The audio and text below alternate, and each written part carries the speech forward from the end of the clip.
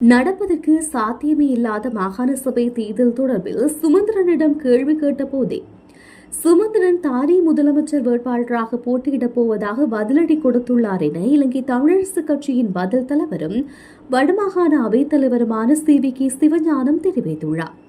எதிர்வரும் மாகாண சபை தேர்தலில் சுமந்திரன் வடக்கு மாகாண முதலமைச்சர் வேட்பாளராக போட்டியிடப் போவதாக அறிவித்துள்ளமை தொடர்பில் யாழ் ஊடக அமையத்தில் நேற்று நடத்திய ஊடக சந்திப்பின் போது சிவஞானத்திடம் எழுப்பிய கேள்விக்கு பதிலளிக்கையிலேயே அவர் மேற்கண்டவாறு கூறியுள்ளார். அவர் மேலும் தெரிவித்ததாவது, மாகாண சபை தேர்தல் தொடர்பில் தயவு செய்து இப்போது கதைக்காதீர்கள், ஏனெனில் அது இப்போது மேசையிலும் உள்ளது. குறிப்பாக இந்த வருடம் இந்த தேர்தல் நடைபெறாது, ஏனெனில் அதுக்கு நிதி ஒதுக்கப்படவில்லை. ஆனால் மாகாண சபை தேர்தல் ஒன்று வருகின்ற போது அதில் நாங்கள் ஒருவரை நிறுத்துவோம். மாகாண சபை தேர்தல் வரட்டும், பார்ப்போம். இல்லாத ஒன்றுக்கு ஏன் பெயர் வைக்கின்றீர்கள்?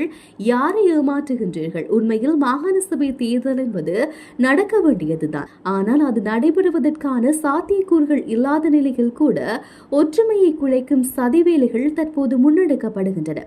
குறிப்பாக வடக்கு மாகாண முதலமைச்சர் வேட்பாளர் தொடர்பில் சுமந்திரனிடம் கேட்கப்பட்ட கேள்வி ஒன்றுக்கு பதிலளித்த போதே சுமந்திரன் தானே முதலமைச்சர் வேட்பாளராக போட்டியிடப் போவதாக கூறியுள்ளார்.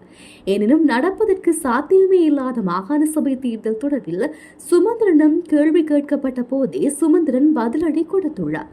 ஆகவே இப்போது அதை பற்றி பேசுவதில் அர்த்தமில்லை, அதையே திரும்ப திரும்ப பேசி குழப்ப வேண்டாம் என குறிப்பிட்டுள்ளார்.